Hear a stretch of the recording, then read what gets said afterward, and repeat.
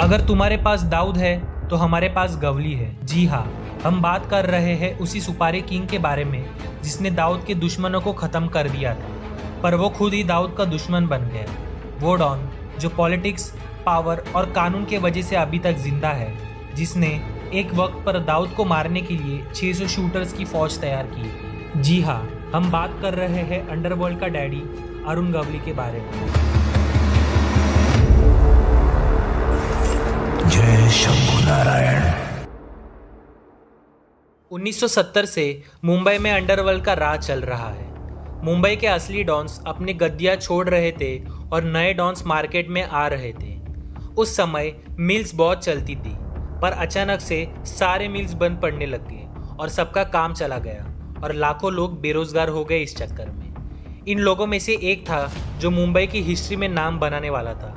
Arun Gawli Crompton Greaves में काम करता था। 1977 में उसने गैंगस्टर रमा नाइक और बाबू रेशिम के साथ मिलकर महाराष्ट्रियन गैंग बनाने का फैसला किया। इसी तरह अरुण गवली की क्राइम की दुनिया में शुरुआत हुई। गवली को पता था कि अगर उसे इस धरती पर टिकना है तो उसे पैसा और पावर की जरूरत पड़ेगी। उस समय जब मुंबई के लोगों को नौकरी नहीं मिल रही थी, तब सब लोग परेशान थे। उनके इस मजबूरी का फायदा उठा के गवली ने उन्हें उसके गैंग में शामिल किया। गवली ने उनके गैंग का नाम BRA रख दिया और इस नाम से ही उनकी गैंग फेमस हुई। सेंट्रल मुंबई के दूसरे महाराष्ट्रियन गैंगस्टर्स जैसे सदा पावले, किरण वालवलकर, गणेश भोसले, चंद्रशेखर और अशोक चौधरी भी गवली के गैंग के साथ जुड़ गए। इसी तरह उसने और उसकी गैंग ने मुंबई में अपना दबदबा बनाया। वो कहते हैं ना कि अगर एक बार इस दलदल में फंस जाए तो निकलना नामुमकिन हो जाता है। यही हुआ अरुण गवली के साथ। इस क्राइम के लिए गवली एंड उसकी गैंग को 2 साल की सजा सुनाई गई थी। जेल के अंदर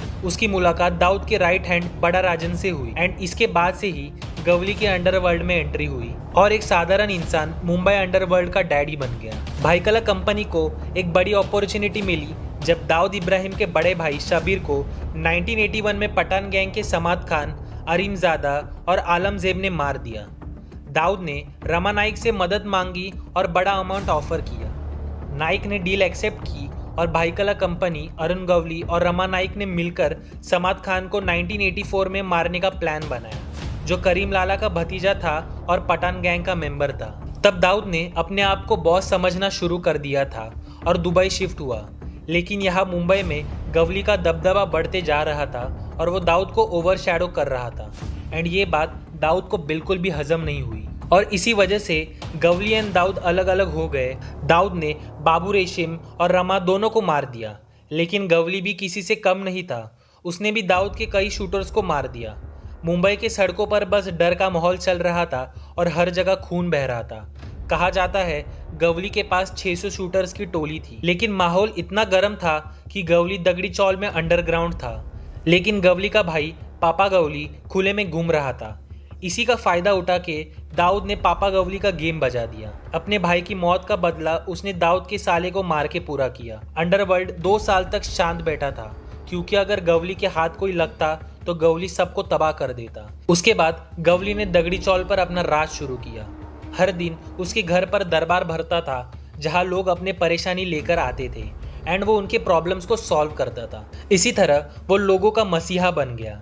इस दौरान गवली को जुबेदा से प्यार हो गया एंड दोनों ने शादी कर ली। शादी के बाद जुबेदा का नाम आशा गवली हो गया। गवली ने दगड़ी चौल के लड़कों और उसके गैंग मेंबर्स को नौकरी दी। उसने कई फेस्टिवल्स ऑर्गेनाइज किए और वो लोगों के नज़र में हीरो बन गया, जो डैडी के नाम से जाना गया।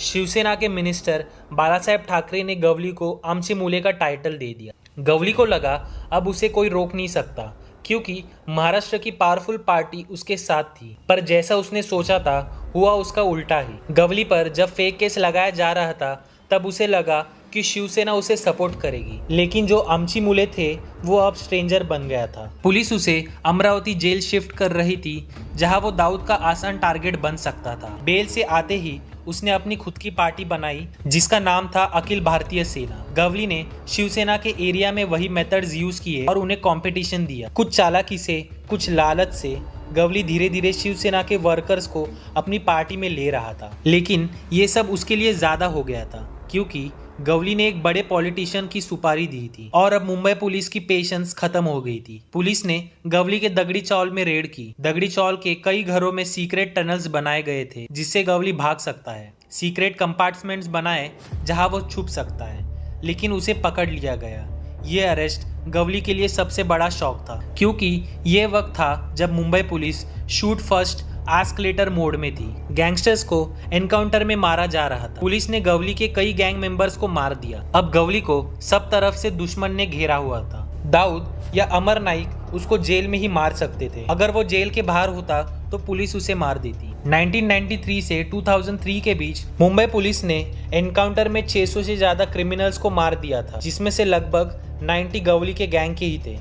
दगड़ी चौल के रेड के बाद मुंबई पुलिस गवली की गैंग को क्लीन करने की पूरी कोशिश कर रही थी। दूसरी तरफ गवली ने एक नया शील्ड अपने लिए ढूंढा, जो है कानून। अरुण गवली और आशा गवली ने एक ग्रुप ऑफ लॉयर्स बनाया। आशा गवली ने गवली को जिंदा रखना अपने जीवन का गोल बनाया। उसने गवली के पॉलिटिकल करियर को जेल के बाहर बनाए रखने की कोशिश की। आशा गवली म्युनिसिपल कॉर्पोरेशन इलेक्शंस में खुद खड़ी हो गई, वुमेन्स विंग चलाई और सब इसके लिए था ताकि गवली को सिक्योरिटी मिले। और कुछ लोग कहते हैं कि जब गवली को एक जेल से दूसरे जेल शिफ्ट किया जाता था, जो प्रिजनर्स के लिए एक रेगुलर प्रोसेस है, आशा गवली पुलिस के वैन के पीछे की गाड़ी से चलती थी ताकि कोई फेक एनकाउंटर ना हो।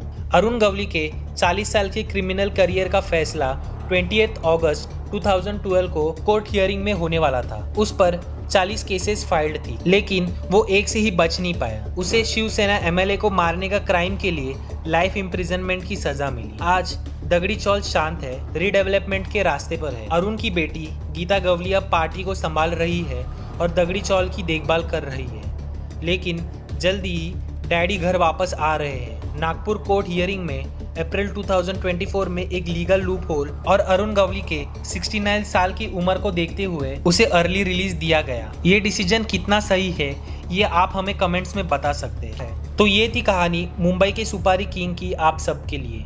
अगर आपको वीडियो पसंद आई हो तो इस वीडियो को लाइक ज़रूर करें। अगर आपको हिस्ट्री और ज्योग्राफी से रिलेटेड वीडियो देखना पसंद है तो आप हमारे चैनल को सब्सक्राइब कर सकते हैं और बेल आइकन दबा सकते हैं। अगर आपके किसी फ्रेंड्स को या फैमिली मेम्बर्स को ऐसे टॉपिक में इंटरेस्ट है तो आप उन्हें वीडियो भी शेयर कर सकते हैं। तो मिलते हैं अगले टॉपिक के साथ, तब तक के लिए गुड बाय।